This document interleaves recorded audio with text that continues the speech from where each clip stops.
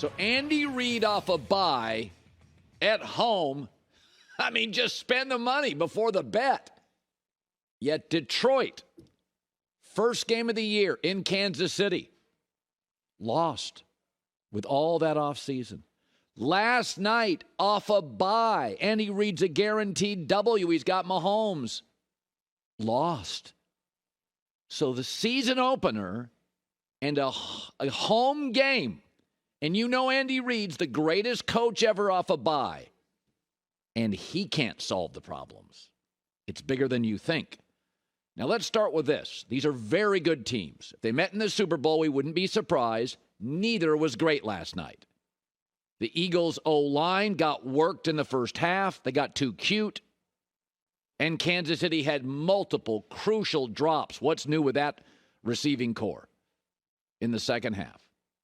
But I said it yesterday. Kansas City's offense doesn't have an identity. What they are is a great coach and a great quarterback who on script can be magical. If you look at their first half numbers this year, Kansas City's top 3 in all the big stuff. And then they plummet in the second half. Why? For the same reason I preached for 5 minutes yesterday in the third hour. They don't have an identity. Scripted plays and a really talented quarterback is not an identity. It's just talent. Philadelphia, on the other hand, has an identity. They got too cute in the first half. I'm screaming at the TV, get back to who you are. Jalen Hurts, moving, running, physical, tush-push, and they took over. You saw it in the fourth quarter. In the first half, Jalen Hurts, 1 rushing attempt. They looked awful. In the second half, Jalen Hurts, 11 rushing attempts. They looked like Philadelphia.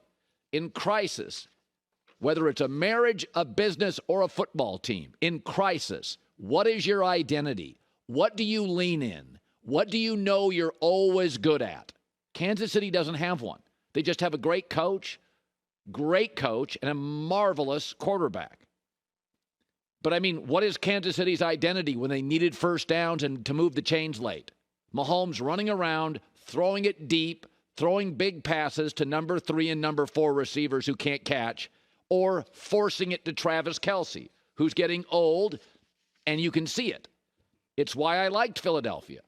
The best teams in this league, Baltimore's got an identity. Speed and Lamar Jackson's playmaking. San Francisco has an identity.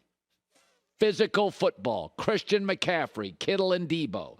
The Dolphins are limited, but they have an identity. Speed and playmakers. Dallas has some limitations. I'm often a cynic of the Cowboys, but they have an identity. Take a lead, pin the pass rush ears back, and go get the other guy's quarterback. Philadelphia, you saw their identity. They were getting too cute. Bubble screens off to the side. Jalen Hurts, ball in hand, run it, use, lean on Jason Kelce and that big offensive line. Okay? Mahomes, to his credit, a true leader, after the game would not bury the wide receivers, would not call out the wide receiving core, but I have been on this for weeks. The old Kansas City with a 21-0 deficit come roaring back. Those days are over, at least for now. Kansas City that had a second and a third gear. That's over for now. But Mahomes, a true leader, isn't going to call out the clear weakness of this team. Its wide receiver group. We'll get more into the Chiefs moving into phase 2. Patriots dynasty had 3 phases. Chiefs are out of phase 1. They've moved into phase 2. We'll get into that later. But I want to talk about Jalen Hurts. You could say to yourself, Philadelphia was lucky. They didn't even look that good.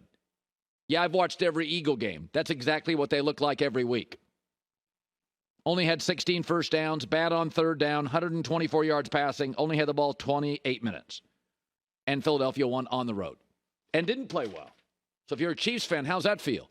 They were terrible in the first half and won. But let's talk Jalen Hurts, who to me is one of the most unique quarterbacks in league history.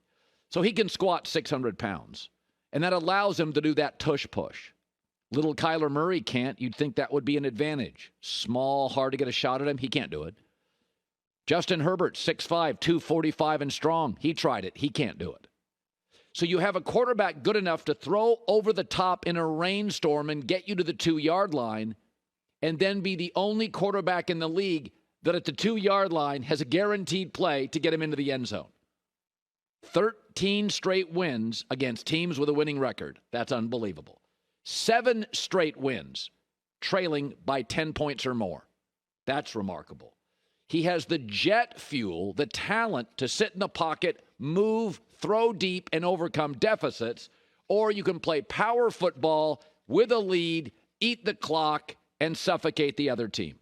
He is the ultimate chess piece as a quarterback. But what's interesting is, when you talk about chess pieces, it's usually like Christian McCaffrey, a running back who could be a receiver, or Deebo Samuel, a receiver who can be a running back, or Cordell Patterson, who can be a punt returner, a running back, a receiver. That's always been the chess piece until now.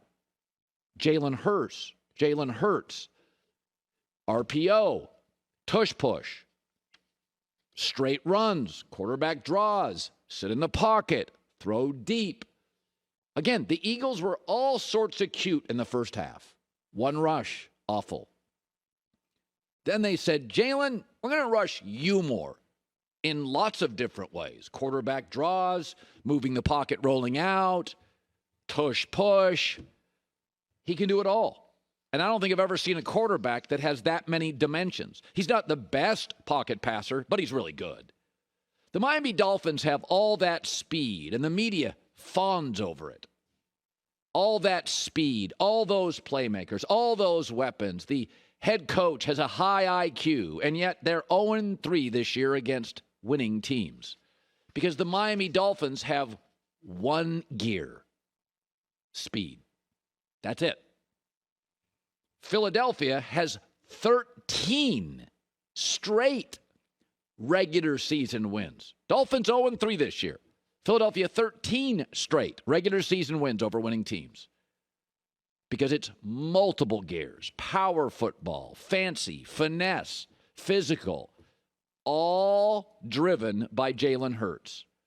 Squatting 600 pounds, can do what Justin Herbert can't at the line of scrimmage, can throw like Justin Herbert or Joe Burrow from the pocket. You can roll it, you can draw it, you can RPO it, you can tush push it. What a chess piece. I remember years ago, the late Aaron Hernandez. I remember being connected to somebody inside the Patriots, and they were like, he's such a chess piece. You could put him in the backfield. I remember talking to a defensive back, Patrick Chung of the Patriots, and I said, who's the toughest guy you've ever covered? He said, he's on my team. I see him in practice. You can do so many things with him. Imagine if your quarterback, not a tight end, a quarterback could be that guy. Oh, wait, he is. Is he ever not completely buttoned up at the podium?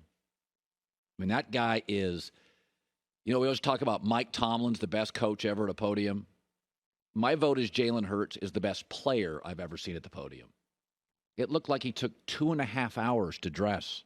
Class, smart, succinct, to the point, give others credit.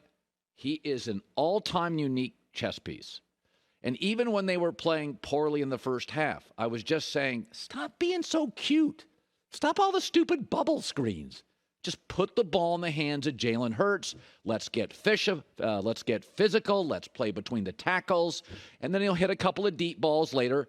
That's what he does, and that's what he did. They didn't play well, and they won. And I've watched every Eagles game this year, and they all look like that. It's not luck. It's their identity.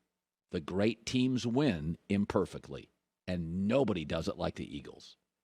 Hi, everybody. Thanks for watching. Subscribe here to get the latest from the show. Also, be sure to check out more of the best clips from The Herd or go watch a few segments from other shows on FS1.